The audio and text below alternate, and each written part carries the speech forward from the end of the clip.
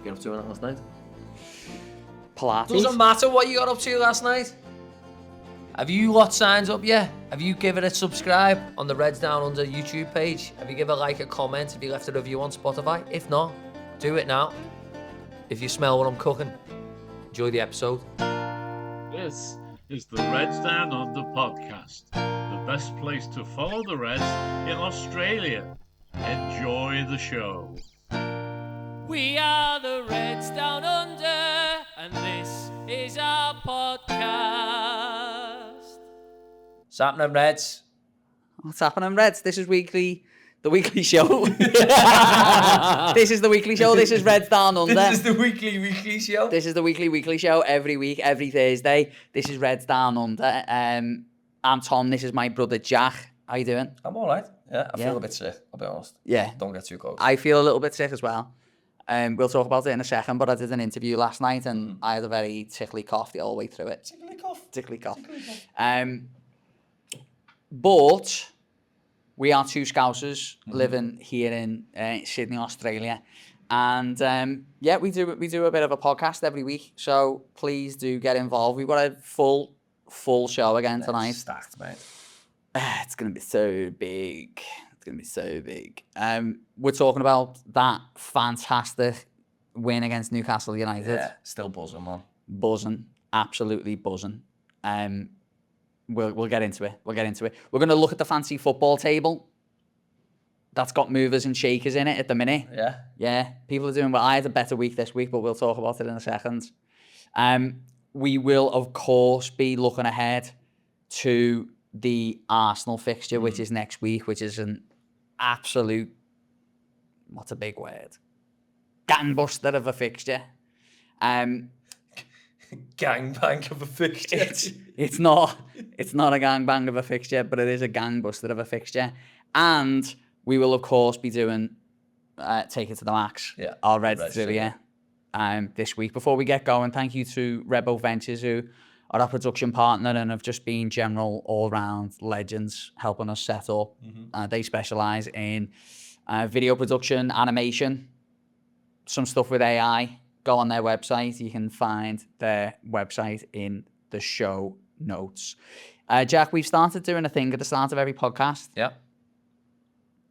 Where we talk about something that we've learned this week. What have you learned about the Reds this week? Dominic Szoboszlai might be the best right back in the club. Yeah, maybe. He was brilliant, wasn't he? Yeah, in the history of the club. Yeah. And have you seen that snake rat? What snake? Trent. Trent? Yeah. Came on from Madrid in the 87th minute.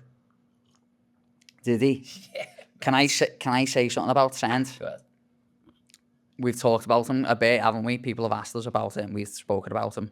You know what I watched yesterday? I watched the Liverpool did a thing on YouTube, the key moments that led to winning the title. Yeah, I've seen it myself, actually. And when he scored that goal against Leicester, Yeah. I was beaming. Yeah. I was beaming. So, look, maybe I'm getting over it a little bit.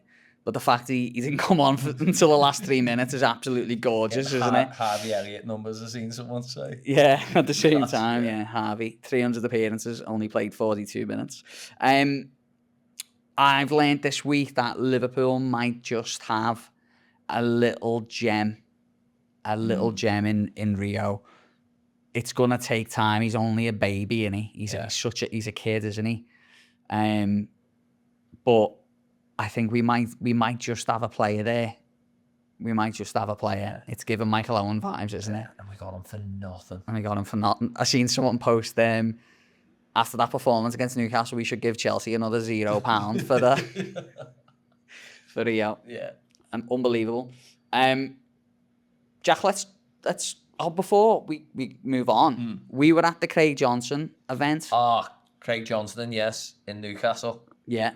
John O, mate. Yeah. What a fella he is. Yeah. What a fella he is. Yeah, we went there with my old man, didn't we? Who wouldn't get us a McDonald's on the way there. And we turned into petulant, like 9 and 14-year-old versions of ourselves, didn't we? Yeah. And he was just like, Dad. Yeah. Nah. And he was like, you don't want a Mackey's, it's full of shit. You don't want that.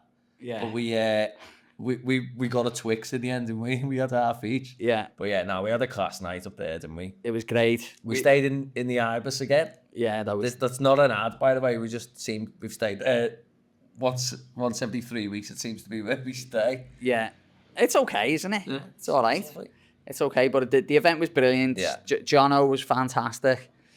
Matty John's fantastic as well. Matty John's fantastic, who I've been lucky enough to meet before, and he was very generous with his time as well. I accidentally stole his bag of fucking merchandise, and because Tom had the very similar bag, and I picked up the wrong one, and Matty Johns came up and was like, "Excuse me, I think you've got my bag."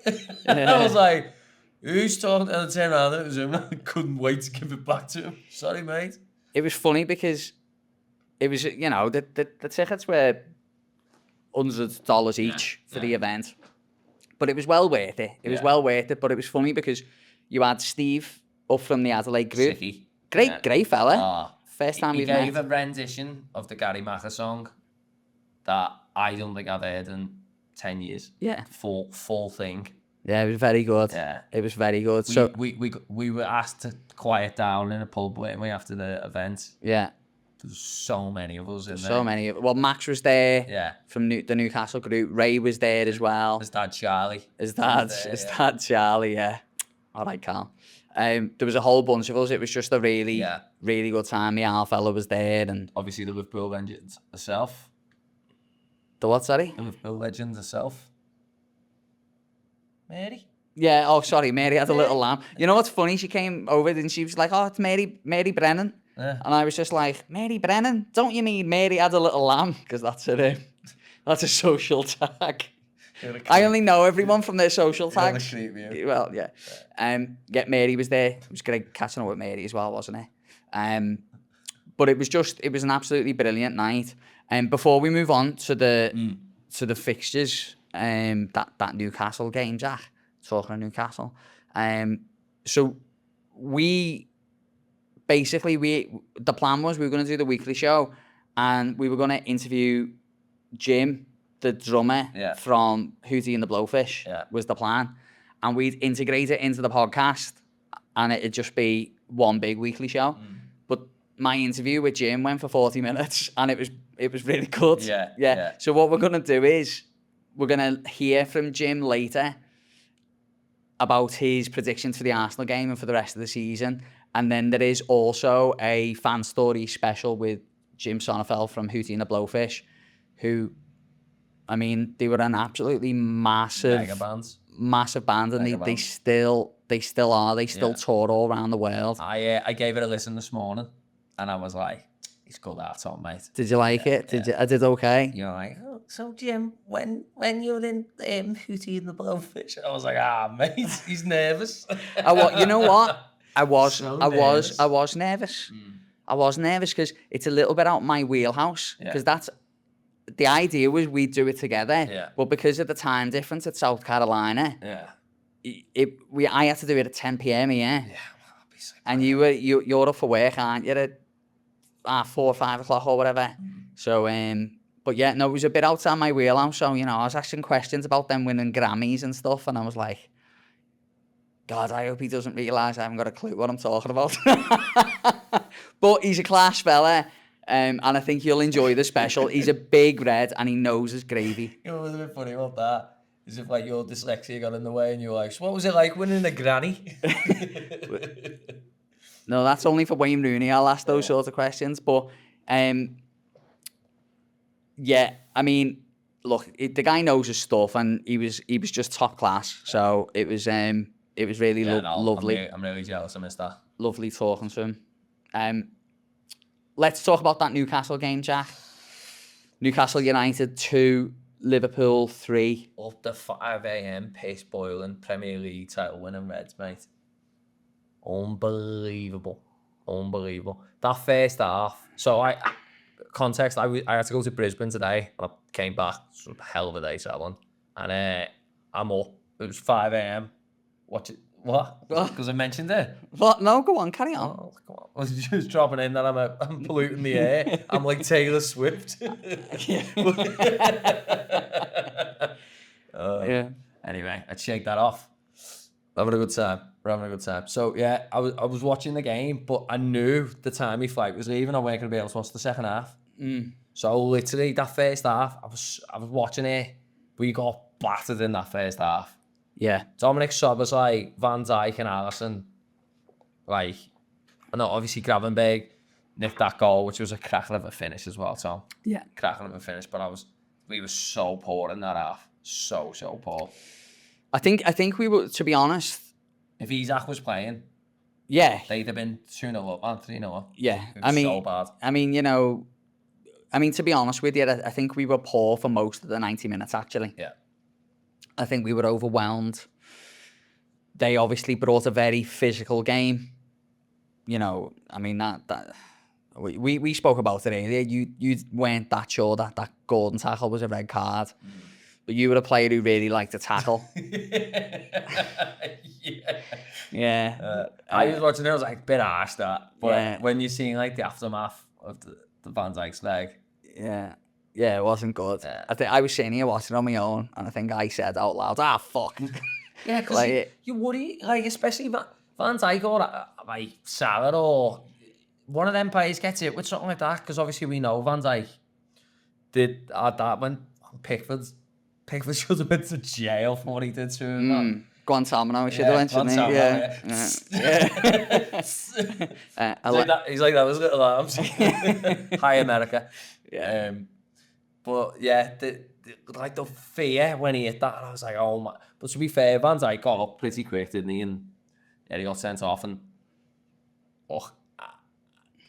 people have got a lot of hate for Anthony Gordon, but he was up until that point, he was probably the best player on the pitch. Yeah, look, I like Anthony Gordon. Yeah. I like him, and I know Wayne, who we mentioned last week, he was on, and he's joined the team, so he's in as a assistant producer now. So it's great to have him as a real solid part of the team. He doesn't really like Anthony Gordon, but I really rate him as a player, and I think because he's a Scouser as well, and I know he's a closet Red, isn't he, and stuff, and I think for that reason I've got a soft spot. But he was a danger, Anthony Gordon. I think he had. Did he have 7 attempts or something last week against Aston Villa? And he's not a number 9, is he? But he's definitely a threat. Ekatike again getting on the scoring. What a finish that was as well, man. He's a very good footballer. Yeah, I'd see Slot missed the goal as well. Yeah. I was in the tunnel. Yeah, Slot was having a shit one. Let's be honest. Came up and he was like, "What's happened?" Everyone's like, "Ekatike scored," and he was like, "High five," and they were all like, "Have you washed your hands, boss?" Yeah, that was a good goal. So literally, I lost the game then at that point because the pilot needed the Wi-Fi. Yeah. So that was the end of me watching it. So you for the next 40 minutes. Yeah. I was just on the plane going, thinking of all the things that could be happening. Yeah, looking in the clouds for signs and stuff. Yeah.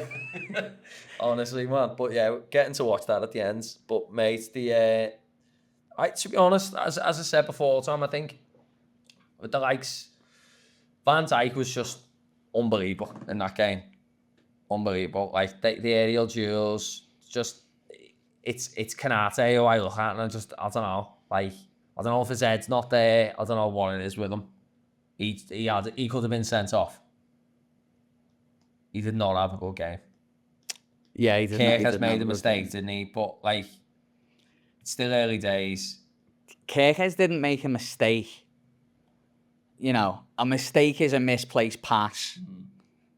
Or, you know, like, it was really, really poor defending. Yeah. Really poor defending. If that happened, look, if that happens on Sunday League and I was a goalkeeper and my left back, full back did that, I'd be going absolutely mad. Yeah. I'd be going mad. I think it was absolutely shocking. And it's early days and the players have got a bed in, but if that was Andy Robertson last year, Andy would have came in for a lot of criticism there. Yeah. A lot of criticism. And I'm not saying Kirkes is going to get dropped or anything like that, but I think expect Robbo to play more games than what we thought he might play, is what I'll say. Yeah, I think that's right as well, because people, everyone's kind of looking at Robertson going, oh, look, his best days are behind him, sort of thing, and we need to start looking to the future. So, like, Kirkes is that signing, but you can't expect him to just, like, we assume as Liverpool fans, like, other than Darwin Núñez and then probably Chiesa, we're quite used to, especially under Klopp, players just hitting the ground running and coming in the team and being the man. You know what I mean? Yeah. So, like, it might take him a little bit of time and playing with, like, back four. You know what I mean? This is his third right back he's played with. Yeah, and he's young. Yeah. He's young. Yeah. He's we haven't signed him for just now. We've signed him for the next 5 years, haven't we? But look, not to be too critical on the lad, he late on in the game as well, he was showing that he's got engine about him, and he was overlapping young Rio up the pitch and trying to create an overload there with the extra man. So there's going to be loads of benefits to having Milos in there. Can we talk about Szoboszlai? Yeah. I think he's a right back. He's not a right back. You know what I liked about him, Tom? His hair. He's a handsome fella. I like that. He played in there at right back. You go, all right, you kind of expect there's something quite funny happens. The ball, I can't remember who was playing on that side of Newcastle. I knocked it past him, and in his head, he's used to Trent being there or not being there, and he did the midfielder kind of defending thing, and then he was like, shit, that's my ball. And he went to kill him when he got it. But yeah, no, I thought he played really well, man. And I like being surprised by Szoboszlai. Because it's, like, I'm not saying I'm critical about him, but sometimes I think with him, like, I just don't get it. You know what I mean? Or, like, there's not enough there from him. But for him to drop in at right back and put a performance in like that, like, it's class. What I'll always say about Szoboszlai is, and he does get some stick. He's a very skillful footballer, but and I've heard people criticise him, and that's fair enough, but I don't ever look at him and think he's not bothered him today. I never think that about the player. He works his socks off. He works his socks off, and so you can forgive some of the issues and stuff. But what I do like about the player, and look, I don't think he's going to be playing much at right back this season, because he does have the tools to unlock defences. Forward, yeah. And he has the ability to... He's a player who wants to take risks. He's a high-risk footballer. He's willing to lose the ball in midfield by trying something a bit different. And I thought Wirtz was nice and tidy in there today. I think he's definitely starting to find his feet, and I don't think he created a chance. I know he had the shot, didn't he? I don't think he made... Did he create a chance? He got the assist, didn't he, for the Ekitike goal? No, I don't think so. Oh, did he? I thought it was Jones. Oh, I can't remember. But he was up and around. He was up and around the action, and he had a shot which wasn't a great shot, but Nick Pope had to save. But I think when you see Wirtz getting up close to Ekitike, things look like they're gonna happen. Yeah. You want to see them together, don't you? To be honest, like the midfield in the first half, like we just got, like Gravenberg got the early yellow card, which I think was harsh. But you know what I mean? The thing is, like, some referees could be dying to give that as a red, and anyway, referees put this fucking stupid body cam on. Yeah. Bad that. It had a couple of moments, didn't it? We were talking about it. Corner and whatever. When it was a corner and he was talking to the players. But I think... But yeah, the midfield just, like, wasn't good enough. No, and it's been a little bit of a consistent problem. Obviously, McAllister was out. McAllister went there, and Gravenberg was back, and he played well.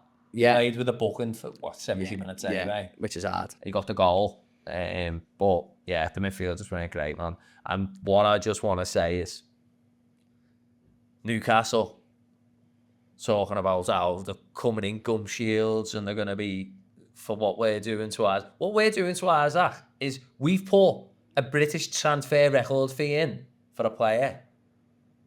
They're making it sound like we're signing again for 40 million. We've offered them a record transfer fee. Yeah, we're not pirates. We're not trying to steal them. Like, we're trying to buy them off them. And the way they've all been kicking off and reacting, all the new... Bit disappointing, the Newcastle fans, to be honest. And then they were like, yeah, wait till Bruno gets his hands on them. Joel Linton and Tonali. One of them got sent off. And 2 of them left the pitch. Bruno left crying, didn't he? Tonali went off with a sore shoulder. Yeah. Gang of the maggots, mate. Not the magpies, the maggots, mate. That's what they are. Well, I think Ian Orme can get it as well if he's watching. Who else is on? Oh, you kidding? I think Paul might be watching. Yeah, he follows us, yeah. Paulie. All right, Paul, lad. And mate DG last week, yeah. I haven't spoke to him, actually. No, send him a I'm text, going to man. send him a grilling message. Hey, Siri, send a text message to DG. Oh, who's Phil DJ? Who's Phil DJ? I don't know. Do you meet him at one of them parties? Yeah. Phil DJ. Met But him then, on Saturday night. of course, yeah, Rio. Got to talk about Rio at the end. Well, I mean, it was absolutely brilliant. Yeah. Because, you know, I had that feeling again from last week, and I was like, we've let it slip again. You know, look, to have a man advantage and a 2-goal advantage against any team, and for them to pull it back to 2-2, and then, to be honest, look like they were going to be the ones to win. When they had like 15 corners in a row, I was like, this isn't going to end well. I mean, look, the ball breaks, and Chiesa's on the edge of the box, and Chiesa could be stupid about it and have a crack. Yeah, because he's on fire, isn't he? Yeah, but he doesn't. He lays it into Mo, and Mo plays a first-time ball, I think, across the face, and your mate Szoboszlai. Yeah. Szoboszlai's best touch of the game was the one he didn't have for the goal, wasn't it? That. Yeah. And then the confidence to it that first time, just rifle it. Like, it's... Have we got to be careful with this kid, Jack? Because, you know, I spoke at the top of the show about, you know, we might have a gem here, and we're all getting very excited, and I think that's fair enough. I think we should be getting excited about our players, but to be honest, he's not going to play every week, right? Like, he's not going to be in the starting 11 every week, so he'll be exposed to enough minutes. He'll play a fair bit, especially like he came on, tried to take on defender down the left hand side, tried to put a ball in whatever. That was just before the goal, I think.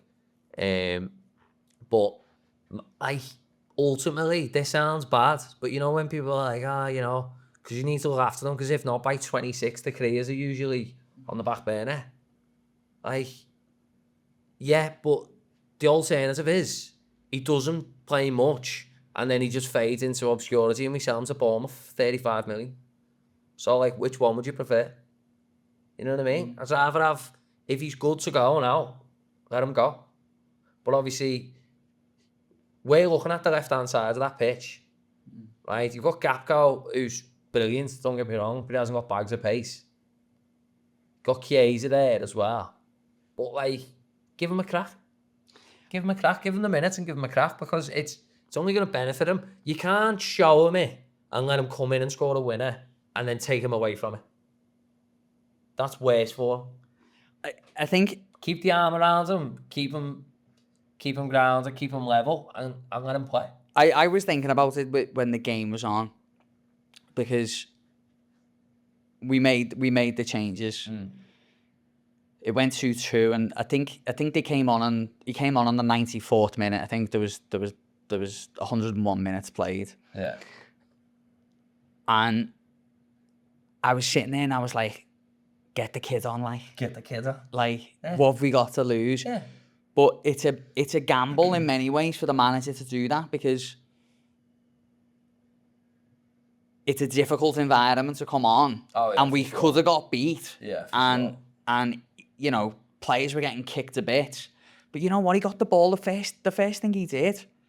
He got the ball and he has a run at that Livramento. Yeah. I'm going to have a crack at you. Yeah. No questions asked. And he's a good player, that Livramento. Yeah. Livramento getting his ass turned around by year 11. Yeah. But it's No, like say, I don't know, just get him on, throw him into it. Because, like, it is sink or swim, innit? You know what I mean? And that's the environment. But if you're going for a league title, that's the environment most times you're playing. Especially when you're the piss boiling Reds. So, like, what a moment for him. Like, get him in there, man. Get him in there. I'm made up for him. I seen his interview after the game as well. He seems like a boss kid. We can Pilates. Is that what it says? We can Pilates, yeah. Pilates? Yeah. Oh, different thing. Yeah. Completely different thing. Yeah. We can Pilates, which is based in Croydon. It's Pilates is taking over, mate. Salah's doing it. Salah's doing it and he's looking good. Abby's doing it, mate. She's looking... Your missus is doing it? Yeah. You can't say it, but I can. She's looking great. So, yeah, she is looking good. So, yeah, We Can Pilates, based in Croydon. It's, honestly, the health benefits of doing it. We've got to get into there, man. We've got to do it ourselves. Yeah, well, we have been invited down by Kathleen, who runs it. Yeah. They've got everything in there. Like, I've got a list here, like fully equipped studio, Reformer, mat workstation, all the sorts of equipment that you've got to get in to get your goal, hit your goals. Like, they're based in Croydon. Yeah. So that's not far for us. Yeah. And you know what? This could be a show for us with the wedding next year. Yeah, we need to start. We need to start moving and shaking, don't we? Yeah. So they've got classes all week. So no matter what your schedule is, you can book in there and send Kathleen a message at We Can Pilates on Instagram or info@wecanpilates.com.au. And you know what? With summer on the horizon, it's important to start, Looking after yourself. Looking after you for the future. Yeah. The work starts now. Jack, let's go to fantasy football. Yeah. Where am I coming in the league? You're not in it, are you? No. Oh. I forgot to sign up. After promising you would. Fancy football. So last week was our mate Josh. Yeah, he was top. He was top, wasn't he? But he didn't have such a great week this week. Bad one for Josh, yeah. Josh, yeah, no, he didn't. He only got 50 points this week to old Josh. I got 69 points, which wasn't bad. But Lewis Johnson, Jono, eh? the Socceroos, do you reckon he's Australian? No, you know who that is? Who? It's my mate Louis, who we watched the Tottenham game with. Is he? Yeah. Oh, yeah. No, so he's not Australian, but he is a wolf. He's from Crosby. He's a tough lad, but he got 86 points. Yeah, well, and you lose. So he currently sits top of the fantasy football table. So he was top for that week, was he? Well, he's top of the table. Can I have a little look at the names? And he actually got the highest points. So yeah, he ends up going top. There's some good ones. That's Mark there, the Milling Andy Mauler. Nice. He's in there just above me at the minute. You called yourself Return of the King? Yeah, well, the reason I call myself Return of the King is because when I'm playing Mark's Fantasy League, I won it. So I thought, I'll call myself Return of the King to like piss them all off. And then I was like, it's the same name in all of them. Oh, that's good. Worst case scenario. That's a good name. Who's that? Harry, yeah. He's Harry who did that podcast that went on, the Newcastle Jets one. Oh, yeah. Mate, there's some teams in there. Yeah. Big Rig at the bottom. What's going on there, lad? Yeah, Big Rig. What's going on here, lad? I think he's in England now. He's in Edinburgh. Oh, is he in Edinburgh? Yeah. He texted me and he said, I'm in Edinburgh and I'm in this place and someone's just said, you've just missed Jamie Carragher. And I said, just go in the nearest pub, he'll be in there. You'll find him. So that is the Fantasy Football League. It's going quite well. I mean, it's early days. Yeah. It's early days there, isn't it? But Louis, well done so far. Top of the pops. Top of the pops. We're going to take a quick second. And when we come back, it's the return of Take It to the Max. Say it in sync and I'll edit it in. It's the return of Reds Trivia. Take It to the Max. This is a Reds Down Under announcement for all supporters. If you haven't already, make sure you subscribe to the YouTube channel, follow us on TikTok, Facebook and Instagram, give us a review on Spotify, Apple and Amazon. Thank you. Right, Reds. It's take it to the max. Take it to the max. Get your pens and your pencils out, or put it in your phone like our kid's just about to do. Get your crayons out. You normally do quite well in this section, Jack. Yeah. I'll be honest, I haven't done that well the last couple of weeks. Haven't you? No. 3 out of 5 I've been getting. Have you? Yeah. Yeah. I haven't broke the 4 mark, I think, for a couple of weeks. Haven't you? No. Well, I think there's a couple of tricky ones in here. I've started writing them myself now, haven't I? Because ChatGPT was Doesn't have a clue. absolutely doing me head in, saying that Benito signed Jordan Henderson and that. Fucking Wally. I mean, sorry, ChatGPT. Don't take this episode down. You have upset me. Yeah. All right. So we've got 5 questions, Reds. What we're going to do is we're going to do the question and then we're going to do the answers. So we're not going to do them all. We're not going to do the questions and then the answers. We'll do the question and the answers. So I'll just give you a little bit of time to get your answers in. Question number 1. Rio is now our youngest ever scorer, 16. But who was the player before him to be the youngest scorer? Rio is now our youngest ever scorer at 16. But who was the youngest ever scorer before him? It's a tricky one, I think. I haven't got a clue. Oh. I haven't got a clue, man. I'll go Sterling. Well, you've got to... No, but I've seen it on Instagram. No, this isn't what he's doing. Jack's gone for Raheem Sterling. The correct answer is Ben Woodburn. Ben Woodburn. Yeah, we all thought he was going to be the one, didn't we? Yeah. There's a little bit of a lesson in that, I think. Question number 2. Who has the most red cards for Liverpool? Question number 2. Who has the most red cards for Liverpool in our entire history?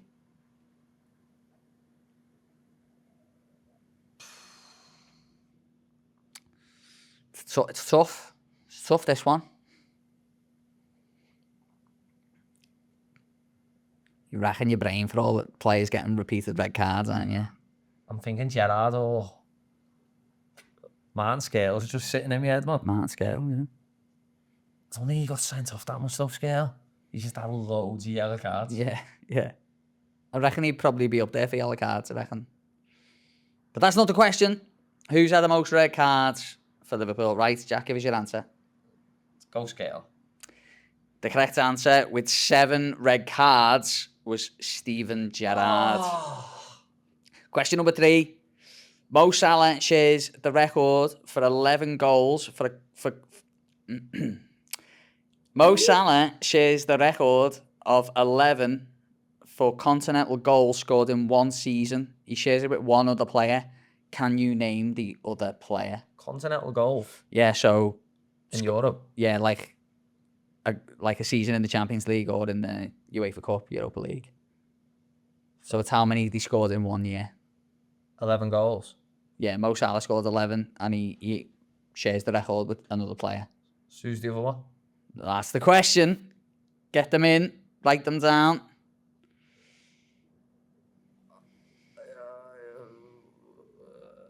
Sadio Mane.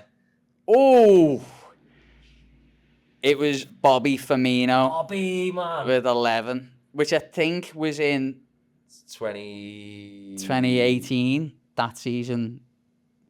18, 19. 18, 19, I think. No, I think the year before, 17, 18. 17, 18. Yeah. Question number 4. Who was the first non-British player to play in a World Cup final? The year was 2002. Who was the first non-British player to play in a World Cup final? A Liverpool player, obviously. The year was 2002. There's been quite a few non-British players to play in World Cup finals. 2002. First of all, I'd try and think of who played in the final. Can you remember? No. It was 5. So 6. Busy playing me wrestlers, mate. My God, he's broken in half. He's broken in half. Tombstone power driver. But they never won it. Because I think McAllister's our first World Cup winner, isn't he? Yeah, I think so. Oh, well, no. No, because Ian Callahan won the World Cup, didn't he, with England?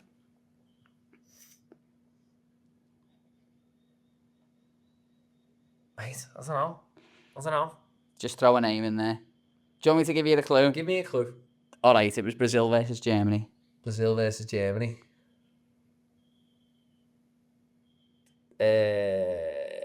Didier man. It was Didier, man. Well done. Thank you. I wouldn't have got that. Well done. Tough question. All right, here's the last question then, number 5. Author Keith Salmon talked about his latest book on our podcast. The book was named after the lyric of a famous song. There's something that the cop wants you to know. I'll give everyone a chance to do it. Yeah, but you've all seen it. If you haven't seen it, and read the book as well. It's really good. Yeah. So the correct answer was, there's something that the cop wants you to know. That was the name of the book. And of course, that's the Bobby Firmino song. 2 out of 5, man. 2 out of 5. Let us know, Reds, how many you got right. Comment on the video below. Maybe they were too hard. We'll find out. Jack, let's talk about that big game we've got coming up against Arsenal. It's the Gooners. Yeah. Have you seen they've stopped calling themselves the Gooners? They now call themselves the Gunners. Well, they've always been the Gunners. The Gooners was like a nickname. Yeah, I know, but they don't call themselves that anymore. Can we just say before we move on, Yeah. talking about how shit Arsenal fans are, they've completely robbed the Chiesa song. Yeah. What's going on with that? What did they do with last year? They stole the Diaz song, didn't they, as well, last year? They're just shit, mate. Yeah. Just absolutely shite. Yeah.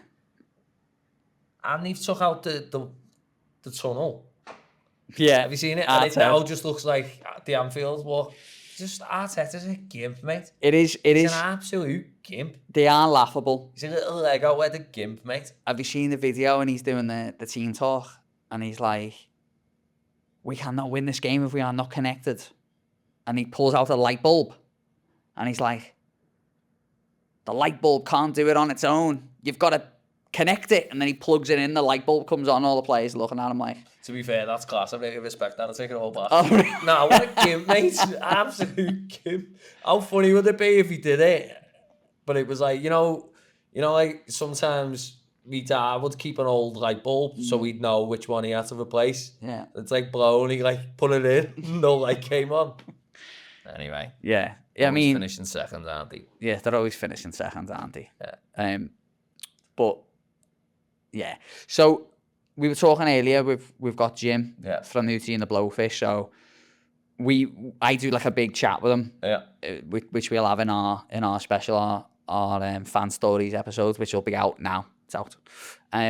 But at the end of it, we talk about this big game. So let's jump into that. We'll hear from Jim and myself talking about that game and season expectations from Jim. And when we come back, we'll share our thoughts on Liverpool versus Arsenal. Let's talk about the mighty Reds, because the Reds are pretty tricky. We won the Premier League last year, and it's a new start to the season. Massive game coming up next week against Arsenal, mate. It's got certain parts of me tingling. How are you feeling about it? You know, I love this rivalry right now. I love that we've got a title on them where they've been so close for several years. We thought it looked like they might knock the wind out of City's sails, but to see them come up short, I just think adds to the drama of this rivalry, that we've got a trophy in our hand and they're still looking up, and they're a dangerous team. I mean, they've done well with their lineup. I think this week we're lucky that we're going to face them minus a few of their big names. I think Odegaard and Saka will both be out injured briefly, and I think Havertz is on a long-term injury. So I like that they're a little beaten up. But then again, I think so are we. Our outside back situation is maybe not solved, and we've got injury on the right side. I'm interested to see if Esse will come in for them. That's something I don't want to see him thrive, but I'm interested to see how he'll fit in their system. They're quick, they counter well, their defense seems to be solid. I mean, there's not a lot of problems with that team right now. It's going to be a blast of a game, I think. I think it's going to be an absolute cracker, and I think, interestingly, last year, Jim, we drew 2-2 with them, I think, at the Emirates. And we got a late goal, I think, a late equaliser. I think Mo Salah got it 2-2. And I remember thinking at the time, that's a great point. That's a really good point, because losing there, they would have had their tails up. And it is one of those games that it wouldn't be an absolute disaster to go and draw that game. You know, I think it's a long old season, isn't it, mate? 38 games. And I think to lose to your rival within 3 games of the season it wouldn't have the most positive effect, I don't think.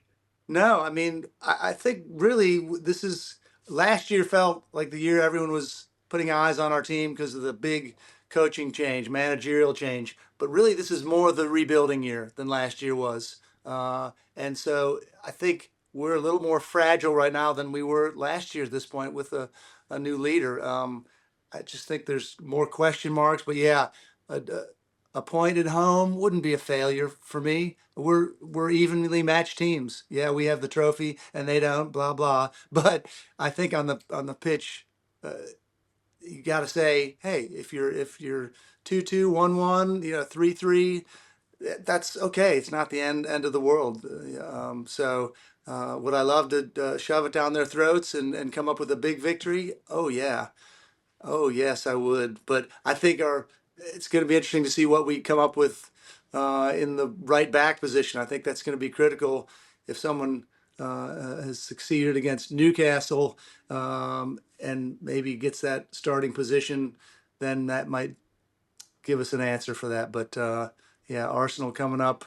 Woo, it's going to be a thriller. It's going to be nice.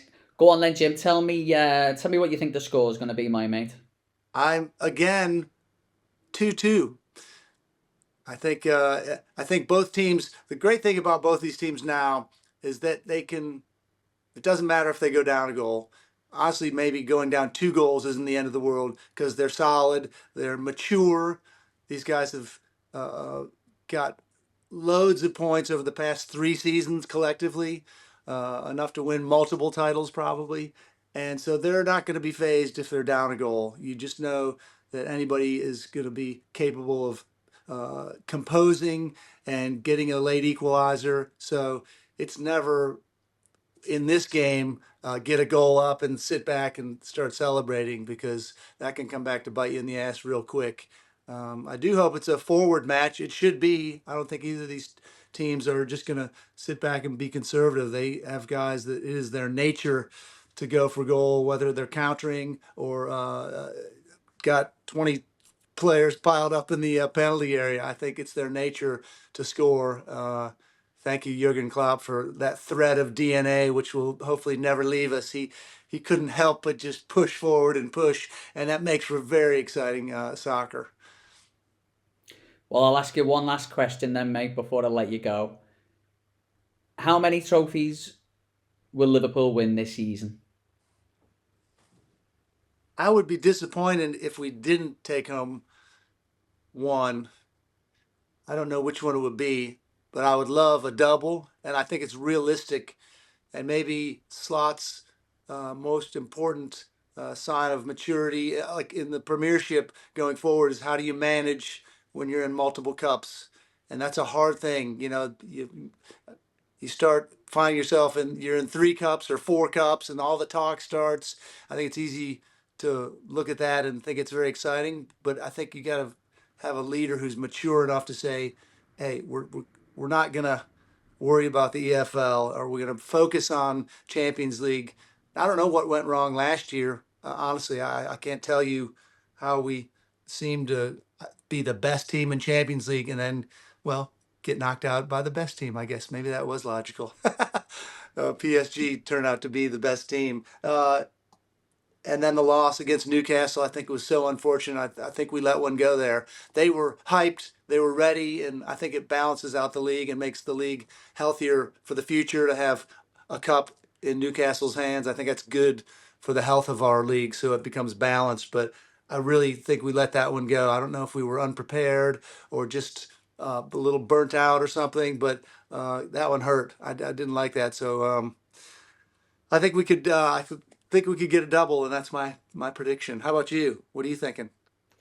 I'd love a double. I'd love a double. I think for us to retain the Premier League would be a dream. Yes. I think, but there's this romance, isn't there, with Liverpool in the European Cup, the Champions League, and every time we're in that competition, I really want us to go and win that competition. There's nothing better than those European away days for those lads and girls travelling across Europe. So, who I envy the most, more than anyone in the world. But I think for those to go and do that, go to those big European nights and see Liverpool go on to the final, which is in Budapest this season, and win that European Cup, would be my pick of the bunch. But look, if we win the 21st league title and break away from Manchester United on that record, then that would do me very nicely. Jim, thank you.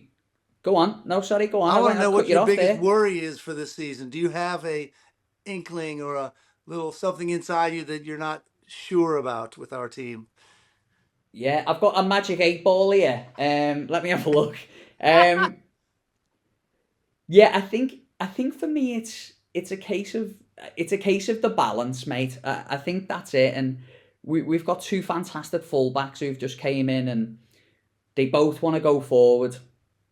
And I think that might take a little bit of time, and until they settle in, really, as sort of if you look at it as a 6 with your back 4 and your 2 holding midfielders, they've really got to gel, and so that's a little bit of a concern. But at the moment, in the long run, Jim, my concern is that I think we're short on players who would arguably be first pick at the top of the pitch.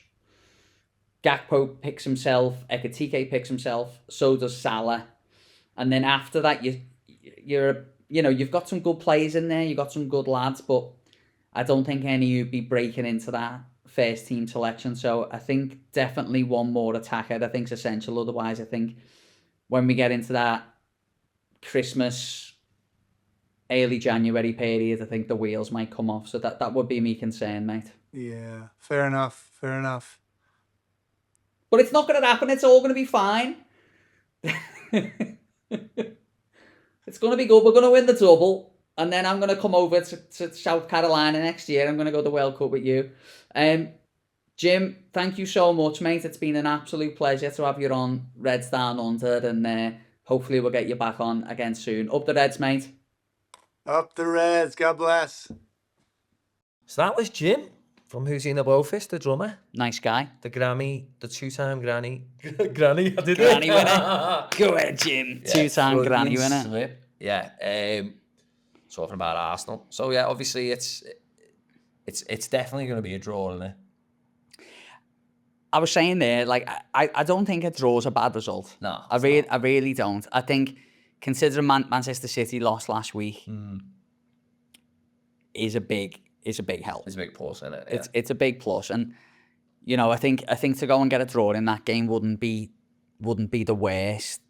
Gyökeres got his first goal for Arsenal on the weekend, and I mean, to be honest, Leeds United were poor. Yeah. They were really poor. Yeah. Arsenal beat them 5-0, but Saka's out, which is a big one. How much of an effect do you think that'll have on the game? Well, he's the best player, isn't he?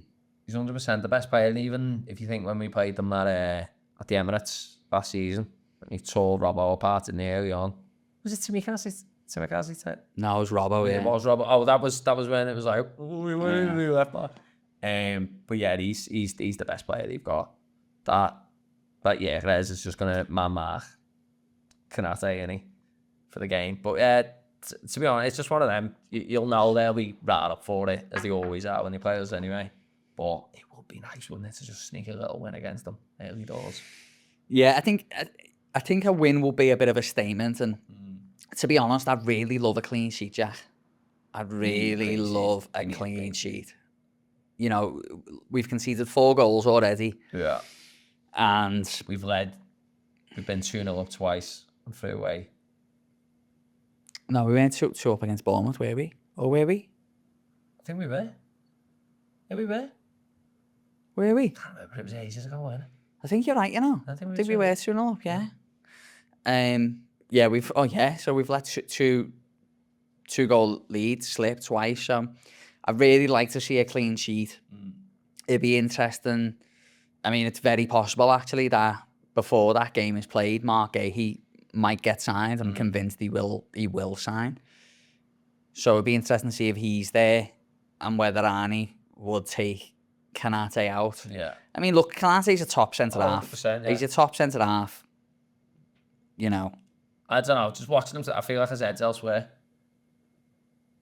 Which, you know, could be a move away as contact. And obviously, like, we are a little quick to forget, like, they did all lose their mate.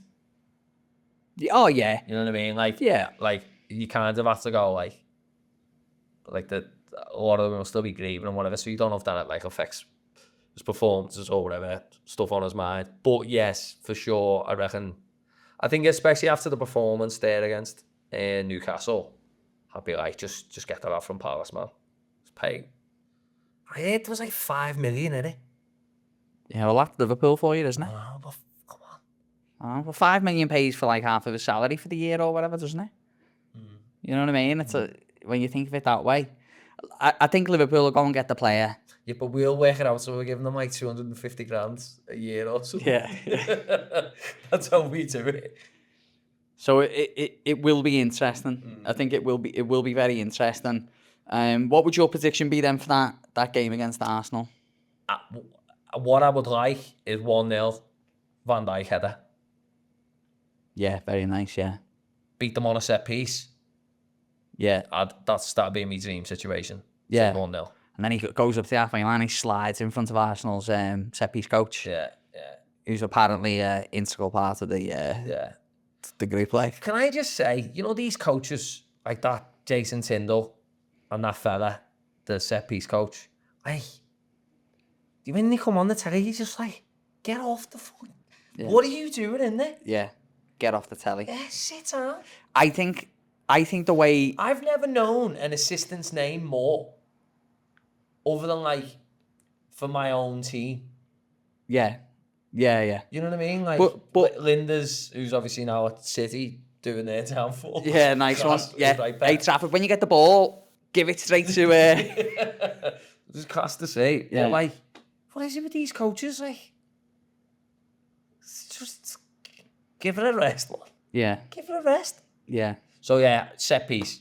And we're going winner on a set piece. I'll take that. What about yourself? What's your little prediction on it? I thought the Newcastle game, I mean, when you look at it at the end of the day, it's 3-2, so it's tight, you know, when you look at it like that. But I think the Arsenal game, I think will be tighter. I think Connor Bradley's now back, and I think Connor will start, and I think that's good for Kanate to have someone next to him, because, you know, three other right backs or whatever he's had. He's had Endo play there at some point, Frimpong, Bradley, Szoboszlai. So it's not easy. It's not easy to just have players in and out on that side all the time, and not to forget as well that he didn't have Grafenberg in the Community Shield. Yeah, for sure. Which is a friendly. But, you know, for that game against Bournemouth, he also didn't have Grafenberg. So maybe with a little bit more consistency there on that side, it'll help him. I think it'll be a tight game. I think it's got a sort of 1-1 on it for me. They've got a good midfield, haven't they? And to be honest, like, I think it needs to be Gravenberg, McAllister. Otherwise, I think they can overrun us. Yeah, absolutely. I think it could happen. And you know what as well, you know, it'd be interesting to see whether the gaffer will go with it, not for this game, but I wouldn't be surprised if there's a bit of a change of shape at some point in the season. It looks like, you know, if we do get Gahey, it looks like we could be in a position where we've got 5 potential centre-back options, which is great, because it looked like we weren't going to have any. You know, and I wonder if at certain points in the season he might go, you know what, they're only going to play one up front. I'm going to go 3 at the back, and I'm going to send Frimpong or Bradley, and I'm going to send Kerfez up as well. So that'll be interesting to see. But I think this game, I think we need to go back to basics a little bit. I see us scoring. I also sort of see Arsenal scoring, but I'm going to say 1-1. 1-1. I'm going to say a draw. I really am. And I'm not saying what my team will be yet, so I'll do my notepad 11 closer to the game, and we'll have a look at that. What do you think, Errol? That's interesting. What do you think? What do you think? What do you think? Let's read out some things that some people got back to us on. Yeah. Because we made a post this morning, like pretty much straight after the game. Like what happened was I was setting up the camera to do a video at 2-0. I was like, I'll get us set up so I can do a video. And then I was like, and then the game kept going on, and then I was like, I really don't want to do a video having not won the game, and we ended up winning the game. But I asked what the Reds thought. Cam Brady, I feel like I've run a marathon before work this morning. Nice. Yeah, that's how it felt. Big Rig, Rio kid was exceptional, tough second half, but somehow the lads got the job done. Did not think we would walk away with the 3 points in this one. That's a big thing to remember as well. Like, just getting the job done is, you know what I mean? Like, how many times, and I hate to talk about Man United, especially on this podcast, but we, growing up, watching Man United win the league titles and win games they shouldn't have won. Like, it is important, man. Like, you can't be at your best every week. It'd just be nice to not concede 2 goals every week. Yeah. You know, what else on there? Well, I mean, we got quite a few messages. Wayne said champions find a way to win, even when they're at their worst, and we were close to being at our worst. Young Harry says defensively a worry, but 3 points at a tricky ground we'll take down. There's a whole bunch of other nice posts as well, like you guys sent in. And we did ask for people's predictions, so we got a whole bunch of them in as well. But I just wanted to give a little bit of kudos to you and Wayne, who guessed 3-2. Yeah. Yeah, well done. I guessed it all by myself. Yeah. I'm sure did I say 3-3 and then I changed to 3-2? I think you ended up at 3-2. Yeah, because Wayne seems to have an issue with me at the minute. What? Copy it all you're there. Well, copies one was, well, I didn't copy it. I went, actually, now I can see 3-2. And then Wayne's like...